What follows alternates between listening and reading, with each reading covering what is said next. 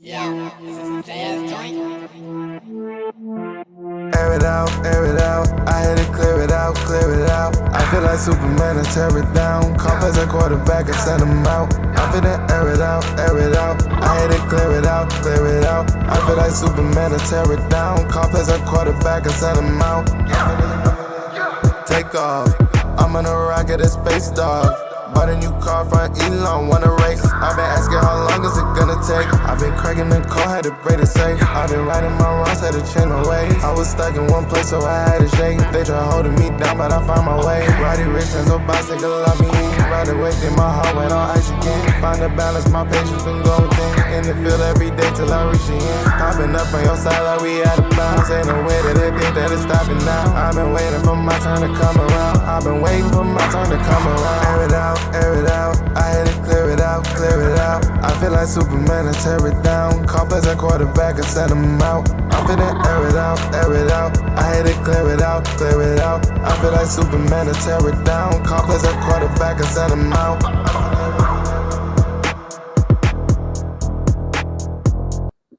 Well, what's up, ladies and gentlemen? Welcome to the Air It Out podcast. I am your host. My name is Avery Collins, and that's right. It is time, ladies and gentlemen. It's time to get into some football. You know what I'm saying? New intro, or you're late. Deontay, you're slightly late. Just ever so slightly. About a couple weeks. A couple weeks, but it's sort of new. You know what I'm saying? Sort of new, but fairly new. How about that? Fairly new. So not too late. Juan is in the building. It looks like it's just me and you today. I'm okay with that because I love your takes. And introduce yourself to the people. Say what's up. What's up, everybody? Juan only here on the Air It Out podcast today. A little bit on the tired side. Haven't slept in like 20 hours or so. So got myself a little tea. Keep me calm, keep me cool, keep me collected, but still bringing the hot takes, still bringing the hot opinions today. What up, boss? All right. I like it. So you got tea in a coffee cup that says coffee. I'm not, there's no judgment or anything like that. Trying to trick brain to think. Nobody called you. Hey, listen, Deontay, if you want to get on the show, just say word. We can get you on the show, man. I can get you on right now, actually. But all you got to do is say word, but you got to do it within the next 2 minutes. Look, the CEO wants you on. That's all I'm saying. The CEO wants you on. You just say word, and I'll listen. I'll drop it on you. Anyway, look, we're going to talk some football, but before we talk some football, we want to talk a little bit, and then I actually will lead into what we're going to talk about when it comes to football. Wood have no Wi-Fi outside. Oh, get it. I get it. You know what I'm saying? You don't want the connection to be bad because you got, you know what I'm saying? You outside. Understood. But yeah, so one of the all-time great athletes, I did not say woman. I said one of the all-time great athletes of all time. She is in the Mount Rushmore, in my opinion, of athletes, period. The Mount Rushmore of athletes, period. Serena Williams has announced that she is going to be retiring after the U.S. Open Championship, and she is one of the most, if not the most, decorated tennis players of all time. She is absolutely, in my opinion, outside of maybe Roger Federer, the most influential tennis player of all time. But I think she's got the top spot. I think she's the greatest. And so that's just my personal opinion. But she has announced that she is going to be retiring at the end of the U.S. Open. And Juan, I want to get your thoughts quickly on Serena and her illustrious, phenomenal career. 23 grand titles, countless awards and nominations, recognitions, having paved the way for young Black women to join a sport that had otherwise was essentially gatekept from the Black community in general for so long. And doing so from a position where you grew up in one of the more in the city of neighborhood of Compton, and then just emerging yourself into being an icon and a role model and so much more. I don't think enough can be said about the influence of Serena Williams, not just in tennis or women's sports, but in the sports world in general, as well as in the culture as a whole. I could not agree with you more, man. Every obstacle she's had to overcome, and she's overcome it with grace. Not only her, but her sister Venus, and her family in general, just overcoming so many different obstacles in their lives. And again, doing it with grace. We never heard of any real controversy from either side, Venus or Serena. Everything was always on the up and up, and just a phenomenal, like you said, inspiration, stand up individual. And so she will be missed from the game of tennis, absolutely. But I completely understand why she is letting it go now, right? She's getting older, and she's got a family that she said, I'm going to worry about. I'm going to take care of my family and live my life. And she has nothing left to prove on the tennis court. She has proven that without a doubt, she is the greatest tennis player to ever get on the court. I did not say greatest woman tennis player. I said the greatest tennis player that I've ever seen on the tennis court. So that being said, we take our hats off to her. And with that being said, we're going to transition to our first topic. And it got me thinking, well, I mean, if she's hanging up the proverbial cleats, I got to know who's next. Who's next to bow out? Who's next to bow out in the NFL? Who's going to be the next to retire? We saw Tom Brady do it, and then he was like, no, I changed my mind. So we don't know. I mean, he might play another 2 more years. You know, some people will talk about Aaron Rodgers needs to hang it up. Some people think that it might be Matt Ryan. Some people think that it might be another position. We just saw James White, the NFL, ex New England Patriots running back, just hung up his cleats as well. So who do you think is next after James White? Who do you think is going to be the guy that says, it's time for me to gracefully bow from this? Well, first off, I want to say that, like, with regards to James White, fantastic career. Never got more than 4,000 total yards, but has 3 Super Bowl rings to his name, and no one really else can say that. Nigeria, which we discovered, doesn't. Yeah, that's right.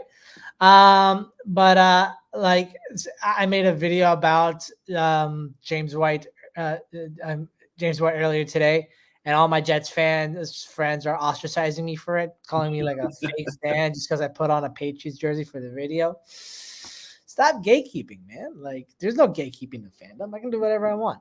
Anyway, with regards to the GOAT conversation of hanging it up, though, I'm not going to say it's a player. I'm saying it's a coach, and it's the ones that we've all been thinking about. New England Patriots head coach Bill Belichick, man. Yep, it's Billy B. It's the GOAT coach. It's the man with over 300 wins in his entire career as a head coach, 6-time Super Bowl champion. The resume, it's just too long to go through it. Let me explain why. We all know that Tom Brady was kind of like the main cog that got the Patriots machine rolling in that 20-year dynasty. All right. We are not going to deny that. All right. We can debate all we want as to whether or not it was Belichick or Brady and Belichick. But think about it this way. In the 2 years that Tom Brady has been gone, he's won the Super Bowl and Bill has it. Exactly. Well, that's the one. That's the one. The other is Bill Belichick had his first losing record as a head coach in over 20 years. And the second was that even with a rookie quarterback, I'll give him credit, he made it to the playoffs. The Steelers did the same thing when they had Ben Roethlisberger as a rookie, and they got kicked out of the playoffs a little later in their run than the Patriots did when they got kicked out and blown out by Buffalo in the wild card round. So that's part one. Part two, I don't think it's in Bill Belichick. I get how obsessed. Hello, mother. Is. Like, with regards to winning, with regards to the game, it's all he thinks about. It's all he talks about. He one time gave a discourse on long snappers to a reporter at one point. But there has to come a time, and I believe it is this year, where I think Bill Belichick has to take stock and realize there's nothing for him to do now. I mean, what does he have to prove? This is a bad argument. Oh, well, next time come on here and argue with me, man. But like, I don't think there's anything else left to prove for Bill Belichick. I mean, he's won his titles. He's regarded as one of the greatest coaches of all time. What else does he need to do? Win a ring without Tom Brady? I mean, he can if he wants to, but then that's just going to keep the debate going, and that's never going to stop. So might as well just hang it up now and quit while you're ahead. Okay. Yeah. Listen, I'm not mad at it. I don't see a problem with that. I don't see a problem with that. For me, I think it's going to be a name that I don't want to say anymore on this daggone show. I don't want to say it on this podcast. But I think it's got. I hope it's Antonio Brown. Oh my No, God. I'll put it to you that way. I hope with all my heart that Antonio Brown just decides he realizes you're probably not getting on another roster here. Okay, I am yeah, not marking it AB, down.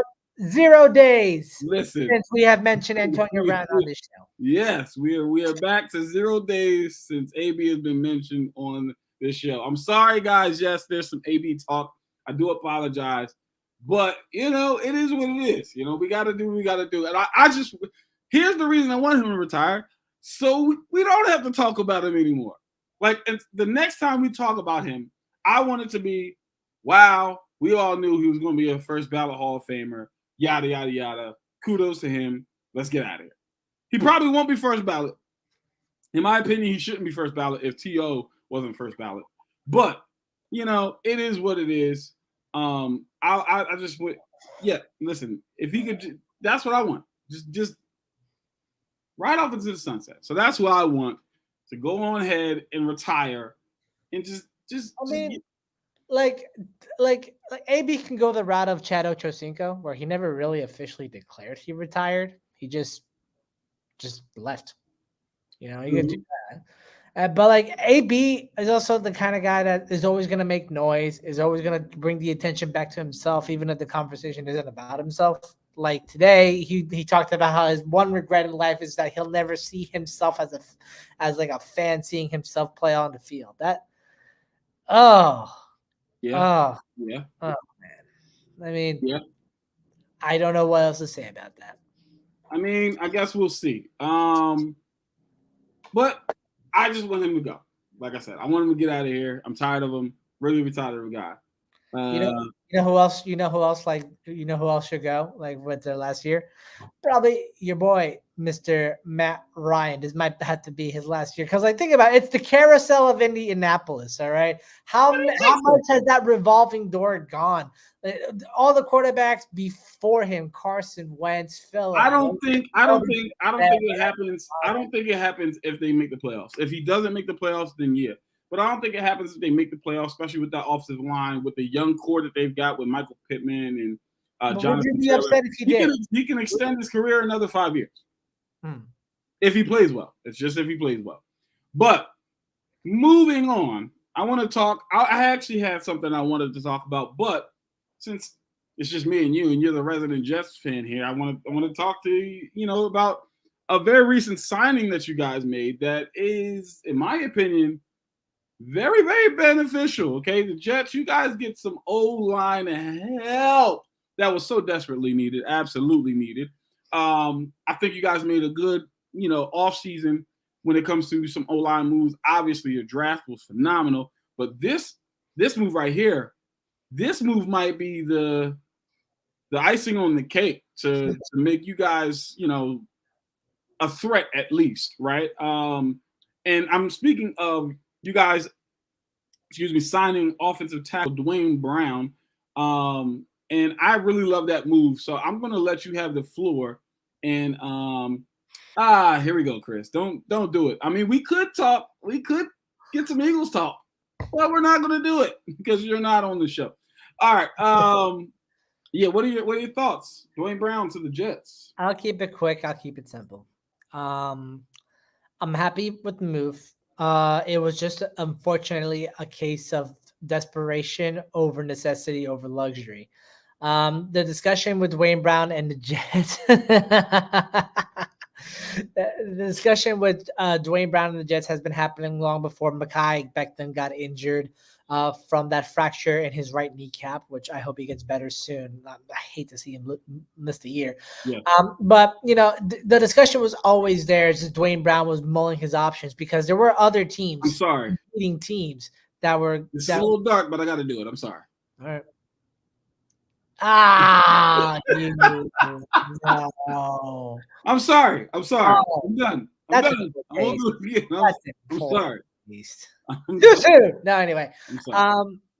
Oh, wow. That's dark. Happy Trails? No, I don't think so. I think he'll get one more year. It's just the fifth year option won't get picked up next year because this coaching staff, like I've seen in comments, I've seen from all the beat writers, they still have faith in Mekhi. The talent, they still believe that talent is there. Unfortunately, it was rude, man. It was I'm rude. sorry. I'm sorry. Unfortunately, it's just Mekhi's just been dealt too many injuries to handle, and he's going to be on a shorter leash going into his fourth year, possibly his final year. If the Jets decide to trade him, they might have to figure out what they're going to do. Should George Fant want to leave or Dwayne Brown want to leave after 2022? But it's not about Mekhi. It's about Dwayne Brown right now. And yes, he's 37 years old. He's not as good as a pass blocker as you would like to be, but he is one hell of a run blocker. I mean, he made a Pro Bowl last year and was ranked as one of the top 5 offensive tackles in the league last year.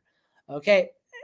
I'm happy about it because that means we don't have to wheel out guys like Connor McDermott or Chuma Adoga or Max Mitchell, who's not ready yet, despite being a 4th round pick out of a small school this year.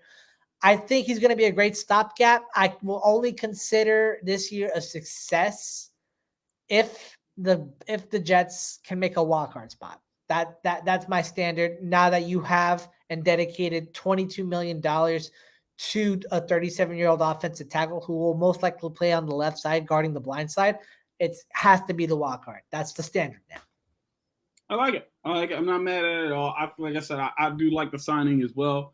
You brought up all the points, like run blocking, absolutely phenomenal. And I think that just goes that helps a young quarterback, right? If you guys can run the football in playoff play action, less having to read defenses, having to make plays, with his legs and different things like that. He's also extremely durable. Like he's a durable guy. He's played in 203 games in his entire career.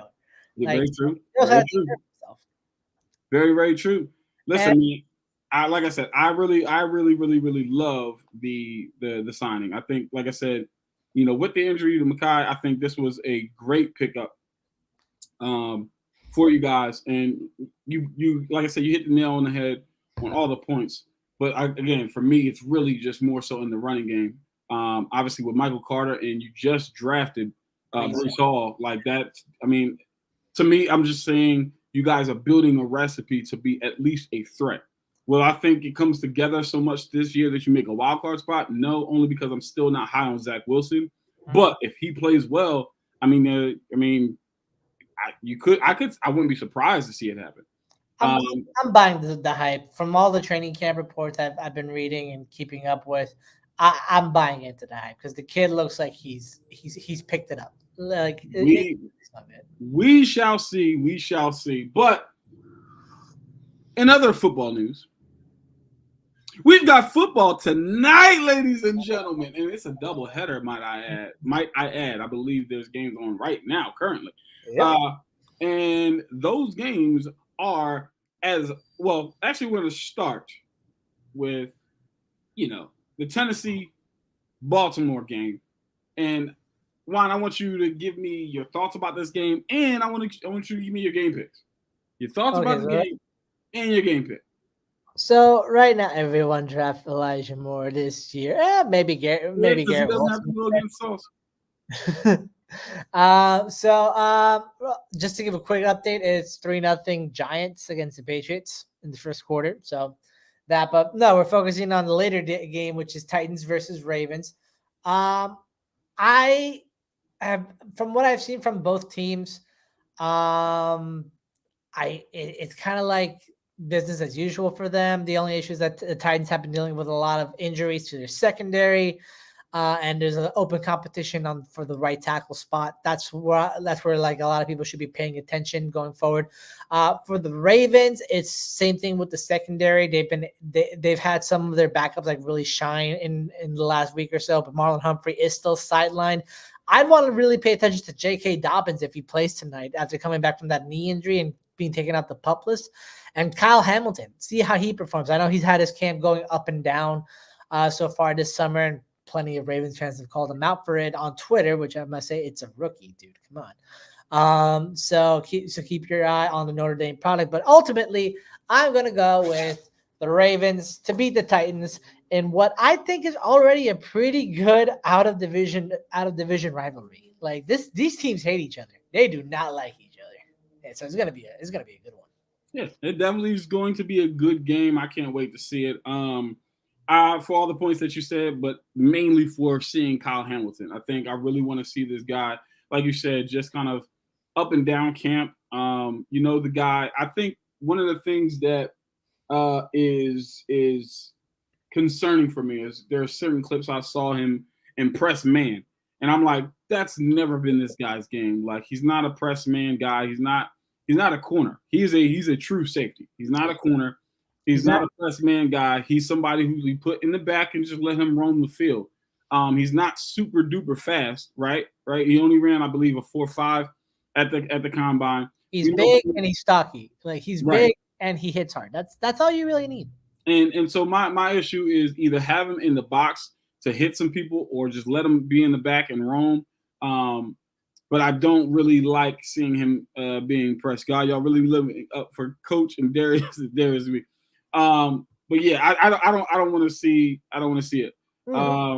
Sorry, one more thing. I really want to see the wide receiver depth for the Ravens kind of show out tonight after they traded Hollywood Brown to the Cardinals, and all they really had left was Bateman as like the big name. They have like a bunch of guys who can be secretly good, but we haven't seen enough to justify being the number 2, number 3 slot, all that. So who can differentiate themselves from the pack? That's going to be really interesting to see. Very, very true. Very, very true. But like I said, just want to see what this guy does, right? I think if he plays the whole game, I think he'll shine in what he does best, which is, again, making tackles in the open field and being a threat in the back on the back end for quarterbacks not to throw as much deep and different things like that. So I'm assuming if he plays the whole game, I'm saying anywhere between 10 to 14 tackles with 2 to 3 pass deflections. I think if he does that, that absolutely sets the tone for what he's going to do in the season, because I think he's that type of caliber player, or he can be that type of caliber player. So that's your hot take for tonight: 10 tackles for Kyle Hamilton. No, that is not my hot take, but I will get to the hot take. It's not hot take Thursday just yet. Deontay says okay. All right, you know what I'm saying? I got a hot take. I got a hot take for this game specifically. All right, well, come on, let's do it. Yeah, that's how we're gonna do hot take Thursday. Hold on, let me throw it up there. I gotta throw it up there. Hot take Thursday start right now. Throw it in there. All right, I say that Malik Willis is going to show out tonight. He's going to have 2 touchdowns, 1 passing and 1 rushing against this Ravens defense. Wow. Oh, all right. That's hot. I'm not gonna lie, that's hot. I've seen this Liberty quarterback up close whenever he played Syracuse. He's got the goods. He's got it. I don't know how he'll do against second or third stringers for Baltimore, but hey, this is what the preseason's for, right? I hear you. And go check out those interviews. Don't just check them out on TV tonight. Check out the interviews that we did as well. And the Throwback Thursdays. Yeah, so it'll definitely be interesting to see. But now we're going to move on to the game that's going on right now. New York Giants versus New England Patriots. And give me your thoughts on that, and then your game picks. Willis will be the starter midseason. Okay, that's a hot take. That is a super hot take. That is a super duper hot take. I don't see it happening. I do not see it happening. We're talking game hot takes, not season hot takes, but I'll take that. Hey, it's a hot take.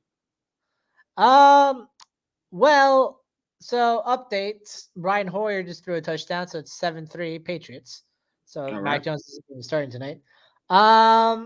Honestly, what I want to see in this game, from the Patriots' perspective, I really want to see this linebacking core really show out. I've been hearing a lot of great things about Raekwon McMillan and Mac Wilson coming out of camp. They've been like the stars of the defense. They've been that leader, that those vocal and physical leaders over there. Not to mention that secondary is just churning out really talented players. So I mainly want to focus on the defense. I want to see some hard hitters. I want to see some turnovers, and it should be pretty easy given that the Giants' offense has been poo-poo in this past summer. Daniel Jones has not looked great. He's looked good in spurts, but overall not great. Kenny Galladay underperforming as well. Kadarius Toney had surgery, and then in the only practice that he had this week, he still was underperforming. He's getting outplayed by his replacement, Wan'Dale Robinson, who's been showing out at Giants camp. He's been the only like shining star there. And it's still TBD with regards to Saquon Barkley, but on the defensive side of the ball, it's Kayvon Thibodeau all the way, just owning those linemen. Problem is, it's the Giants' offensive line. Can you really judge him by that standard then? I want to see what he has to show against the Patriots. So with that being said, I'm just going to do this real quick. I am taking the Patriots to beat the Giants tonight. There it is, ladies and gentlemen. That wasn't an unzip the hoodie. That was switch the jersey. Exactly. Flip the switch on us. I like that. All right, cool. I'm not mad at it. I'm going to actually go with your pick. I do think that the Patriots are going to win this game. But what I want to look forward to is actually something that you touched on when it comes to the Ravens. And it's on both sides of the ball, both sides of the field, I should say. Both teams. What are your receiving cores going to do? Mm-hmm. Neither team had a stellar receiving core last year. I want to see who's going to be the guy that says, you know what, throw me the ball. I'm the guy this year in camp. Get me the football because this is what we're going to do. You're going to get me the ball, and I'm going to be the man. I'm going to set myself apart. I'm going to set myself apart from everybody else in this camp and be like, I'm the number one receiving threat on this team.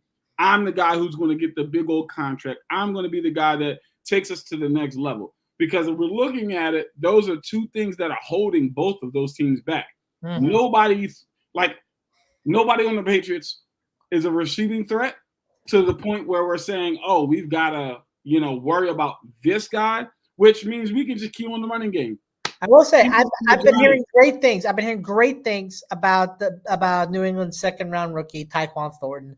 He's been stellar in the one-on-one drills. Had that great vertical speed and able to get up to the point of the ball. I gotta see it. On him tonight.